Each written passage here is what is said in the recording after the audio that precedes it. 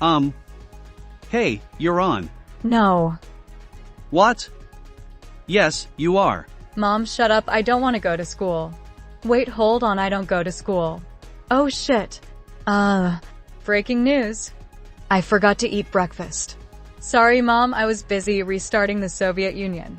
Don't ask questions. I'm not your mom. Shut it. Cameramen don't talk. If you don't stop fooling around, then you're fired. Fuck you. Fuck you. Start now. Fine. Breaking news. 2 Norwegian chickens declared their independence from Norway. Their country looks like this, and their flag looks like this, betraying the Nordic style and looks suspiciously African. Wonder where the inspiration for that is. Anyway, this is now the smallest country in Europe and the entire world. And they got instantly destroyed by NATO. Yep, they were independent for 2 minutes and 35 seconds. It's hard to defend yourself when the population is only 2 chickens and the country can literally be mowed down by a tank. Anyway, we now move on to the other side of the world, where New Zealand, who is tired of being left of maps, have swapped places with Hungary. The New Zealand president said the following: "The great nation of New Zealand deserves more representation on world maps, and we believe that swapping with Hungary will be beneficial for our nation in the long run." Uzbekistan declares that they are baffled. I personally hope that this means we'll be getting a union between Australia and Hungary. Let the great nation of Australia-Hungary rise. We will now switch over to the worldwide weather forecast, brought to you by us here at Breaking Taking Faking News. Starting with the northern countries, specifically Russia, Norway and Svalbard, Sweden, Finland and Åland, Estonia, the Faroe Islands, Canada, and the U.S. state of Alaska. There will be approximately 1,738 meters, or for the people using Freedom Units 5,702 feet 0.09974 inches of pure snow. And there will be no sun because fuck the Nordics. But if you are in Iceland for whatever reason, then there will be lava and volcanic rocks and shit falling from the sky. And lastly, in Greenland, there will be no data millimeters of no data, with no data meters per second winds and no data. In short, you can expect a day of no data. Moving to East Asia, there will be anime falling from the sky in Japan. South Korea will get nukes from North Korea, and in North Korea there will be getting the rest of the nukes that they failed to launch correctly. China will be a very nice place, because China is the best. I'm definitely not having a gun pointed at my head to tell you that. Now we move to South America, where Brazil burned down all the trees and fucked up our weather radar for the entire continent. We now have the Middle Eastern countries and the Northern African countries, which will be unbearably hot. The rest of Africa will get mostly sun and some clouds dotting the sky. Italy, Spain, Portugal, France, and the most of the Balkan countries will get a tsunami of tourists. Meanwhile, England will get permanent rain. Moving to the Benelux countries and Denmark, they will get 1 single raindrop each. Sadly, that is too much rain, and they all sunk under the sea. Now we end the weather forecast in North America, and as you can see, all the southern states in the US are covered up by a huge hurricane tornado thing. Luckily, we do have a Texan coworker that can tell you the weather in Texas, so we'll give him his time to shine. Right now in Terrell and in Dallas, your heat index is 107. Everyone in McKinney is dead. The temperature, the heat index right now in McKinney is 10,000. What is that? 101,105. It's hot in McKinney. Now we'll be ending the weather forecast, and if you're mad that your country wasn't mentioned, then don't blame me, because our weather map literally looks like this. Why do we even bother anymore? Now moving on from the weather, we'll be talking about war. Paraguay, Serbia, Rwanda, and Bolivia, a weird selection of countries, all declared that they will be using their navy to make a naval landing in Liechtenstein and Uzbekistan. Sadly, they didn't realize that they are all landlocked and that they are attempting to make a naval landing in the only 2 double landlocked countries. The UN told them to look at a fucking map before building a navy. Uzbekistan declares that they are baffled, again.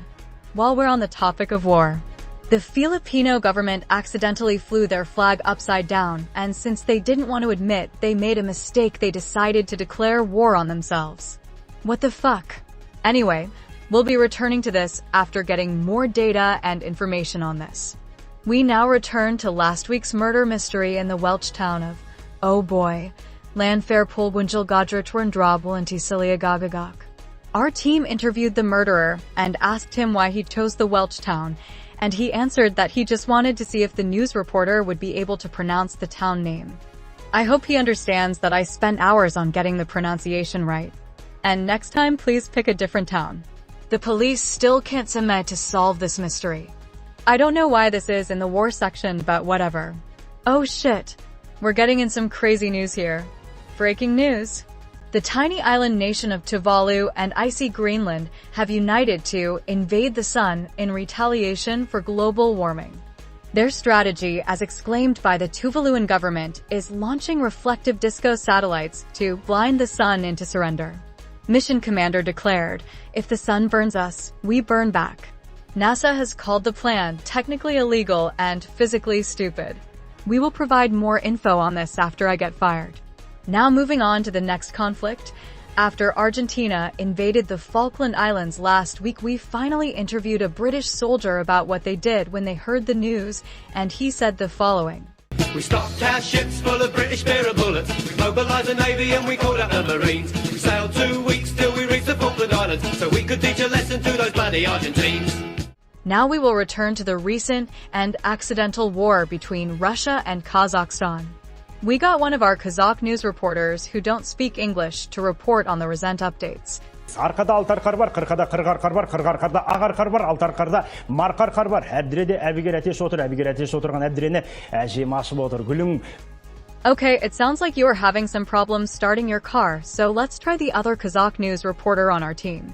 Үміт түбітті түтті, түбітті түтіп бітті. Көсе-көсеге көсе көрсетті, көсе-көсеге неше көсе көрсетті, көсенің көсеге көрсеткен көсеуі бесеу. Well, it seems like she has problems with her car, so we'll swap over to our last Kazakh news reporter, currently reporting from the battlefield. Thank you. As you can see, I actually know English, so I'm very happy to report for you all. Okay, we don't care about that, but would you mind telling us what is currently happening in Kyrgyzstan? We're not in Kyrgyzstan, we're in northern Kazakhstan. We still don't care. Okay, well, so what is happening now here in Kazakhstan is that I seem to have stepped on a mine. Very interesting. Okay, well, I've got some news that I have to explain this shit for you. So, recently Russia accidentally invaded Kazakhstan, and Putin was just like, well, fuck it, I guess we're doing this now. So now there is a war. Russia is currently losing the war as Kazakhstan, in a twist of events, teamed up with Norway of all places. After that, when Norway was shipping a so-called war balloon, it accidentally popped and made a very loud bang that scared the Faroe Island into surrendering to Kazakhstan despite having nothing to do with the war. The Danish government had to double take when they got the messages that the Faroe Islands had just randomly surrendered despite not being a country. Uzbekistan responded by declaring that they are baffled. And that is all the info we have so far on the fictional conflict generated by ChatGPT, so we now will go to politics after this short ad break. Hey, do you hate your life? Are you sick of everything not going your way? Are you tired of always getting friend-zoned?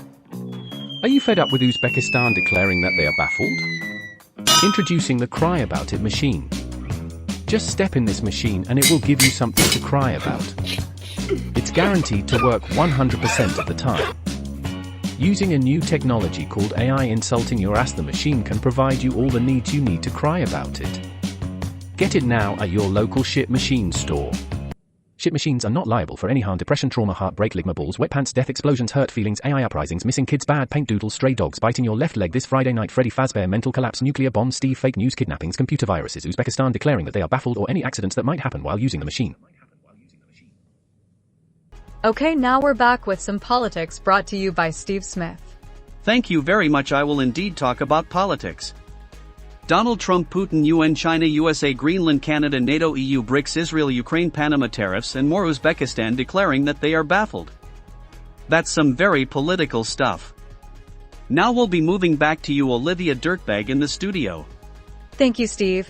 I'm here now with Sarah, who is currently in New York, where there seems to be some commotion.